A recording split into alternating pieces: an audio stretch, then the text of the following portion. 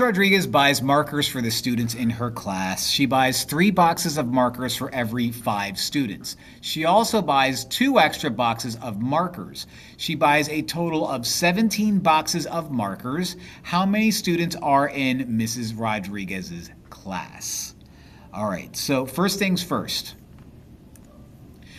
We're going to take away the fact that she just bought 2 extra boxes of markers. So let's just ignore that. So taking away those 2 boxes of markers drops us down to 15 boxes of markers. Now that we have 15 boxes of markers, I know that we're going to have 3 boxes for every 5 students. So I'm going to set up a proportion.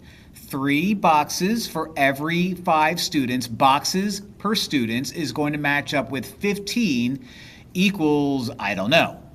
Now, whenever you have a proportion, you do cross multiply and divide. So I'm going to multiply the numbers that I know.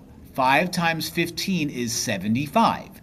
Then we divide that other number, 3, and 75 divided by 3 gives me 25. So there's going to be 25 total students in Miss Rodriguez's class.